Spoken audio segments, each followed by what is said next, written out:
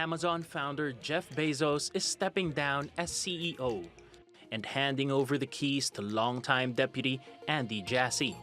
The cloud computing chief will take over in the third quarter. In his role as executive chairperson, Bezos will focus on other projects. These include his space exploration firm Blue Origin and the newspaper Washington Post, which he bought in 2013. Amazon has grown to be one of the biggest, most influential companies in the world. So certainly Jeff Bezos has been able to achieve his vision of what Amazon could be. Amazon started out as an internet bookstore in 1994 and is now the world's largest online retailer. It reported a record $125 billion in sales in the fourth quarter of 2020, joining Apple as the only other tech firm to reach the $100 billion mark. Despite Bezos' success, the firm could benefit from the leadership change. Amazon has been criticized for its treatment of workers, and Bezos' personal issues, including a high-profile divorce, have hurt the company's reputation. This transition here could remove some of the noise surrounding Bezos at the top, and that could allow Jesse to just focus on unlocking Amazon's true potential moving forward. Prospects for Amazon and the rest of Silicon Valley remain bright. Google parent Alphabet says fourth quarter revenues rose 23%. It's a sign tech firms will keep playing a vital role in everyday life, no matter who's in charge. Paolo Montesillo, TRT World. Well, for more, let's go to Daniel Ives in New York. He's a tech sector analyst and managing director at Wedbush Securities.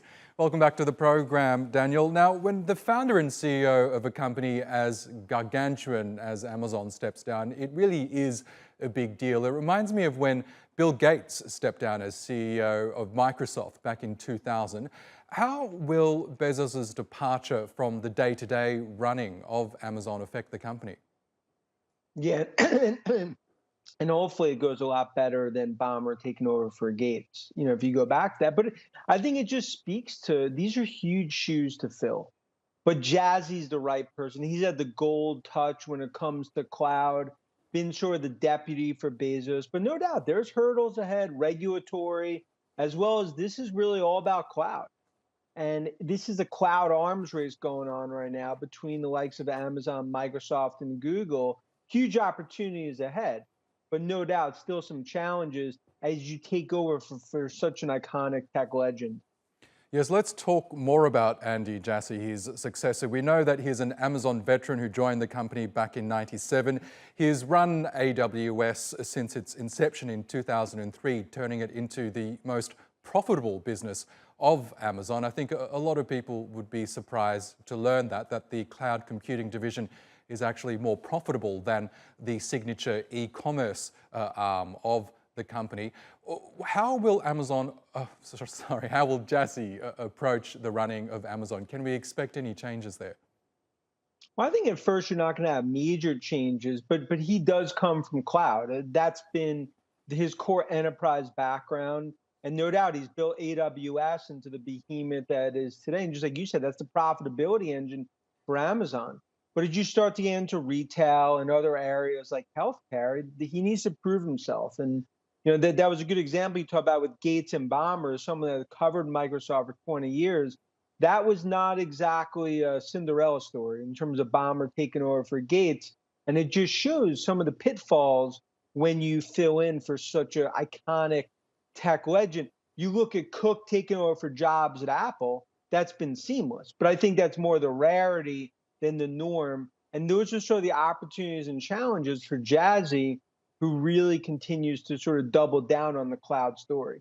Now, under Jeff Bezos, we saw Amazon transform from an online bookshop back in '94, '95 to basically the world's biggest e-commerce giant, stretching out to every corner of that sector. We know Bezos is staying on as executive chairman, but what sort of legacy does he leave behind as Amazon CEO?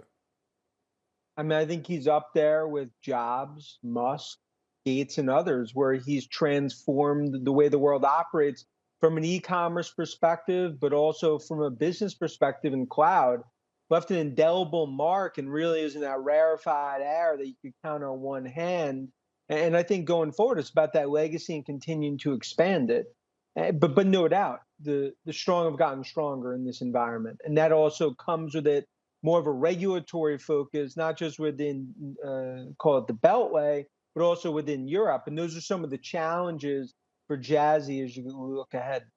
And we know when Bill Gates stepped down as Microsoft CEO in 2000, he chose to do so to focus on his philanthropic efforts at the Bill and Melinda Gates Foundation. But Jeff Bezos has a whole host of other businesses that are still active, including, as we heard there, the Washington Post, his space exploration company Blue Origin, and his $10 billion climate change fund. He's still pretty much going to be active in the business world, isn't he? Oh, he's gonna be very active, but I think a driving force here, it's about what's up there in terms of space.